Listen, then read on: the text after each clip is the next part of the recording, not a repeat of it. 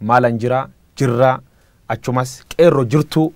tanfaan beekamta maqaan sunan miidiyaa hawaasa gubbaa jijjiirame qeerroo jirturra gar feerroo bittu inni garuu yoo hidhame illee nan hidhama meeqa barbaadaa naan jedhe amma dandeessu sponsora na godhin jedheen Acaaluu hundeessaa birri miiliyoona 20 mootummaan Dr. Abiy Ahmad yookaan paartiin biltsiginnaa kennitee fi qeerroo jirtu jedhe malee feerroo bittu hin jenne lafallee manallee dhuu qabaachuu dubbatan mana dhuu qabdaadhaan Acaaluu mana gam qaba biltsiginnaani gadi baanii Acaaluu binnee turre agriimantii akkasii waliin qabna akka inni afaaniin hin dubbanne kana goone irra jedhanii gadaa baanii haa dubbatan madraki irratti gize seentuuf gize buutu maaltu se qunname yoon illee badii qabaadhe naa of kalchan awwallaala nama baranne illee nama barnootaan fagoon deemne fuulduraaf namooti shakkii qaban immormati ati na basaasta jechuudha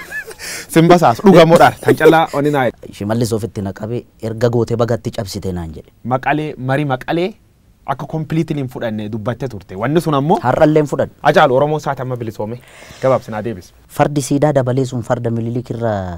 taa'ee kunoo amma suura ka'e san farda hatame beetta madrak irra cabsitee waan akkasii sun live irra dabarsu keeteef riskii sun fudhattee jirtu riskii sun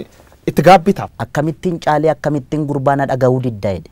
caalii sanyii dhiiraa caalii sanyii guddaa kan dur lammiin kee ajjeesee dibatee tufeen arraabne gafarsaan gaditti saawwaatti lakkaa'e yeroo yoo argatu raadiyoon sii waadee qawween sii akaa'e ammam lammii keetiin walii galtee diddee mana gumaalitti almahaa naannoo jiran keessa naannoo namni keessa du'u jiru kan namni baay'inaan keessatti dhabuu jiru Oromoo Oromoo irratti dhukaasuu arguurra caala du'a wayya beetta warri obbaafate warri du'e kun obbaafate farda badi Acaaluu farda wanni farda waan fardaa sobtacha keessa waarke namicha nami hattuu maalan jirra amma immoo ees jirti sirbeer qopheesse obbaa'uu jira jedhan istuudiyoo kee jiraachuu iyyuu qaba Dr. Abiy waraana isaa ajaje akka Jawaar ajjeesu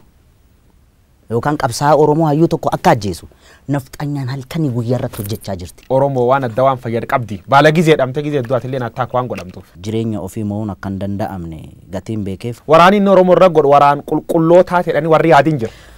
kanaaf deebiin kee maal qaamni miidhame immoo hoolii revenge jechuu danda'a beetta sirba kan kee qalammeessoo ka'ee gabaa irratti jirra oollee barii arguuf gara nu bal'isa yaanu yettee jirtu jira wanti inni fayyadame abaarsa nafxanyaa fayyadameera jijjiirame Abiy Ahmad jalqab kun waggaa lama keessa tag deema deeme kara sirriir jira warreen jira Abiy Ahmad kara sirriir hin jiru dogongor guddoo hojjechuu jiru warreen jira kan keessa kan fudhatanii nafxanyaan diina Oromooti kaleessas diina Oromooti har'allee diina Oromooti gara fuulduraattis diina Oromooti akka wallaalummaa yaada Acaaluu hundeessaatti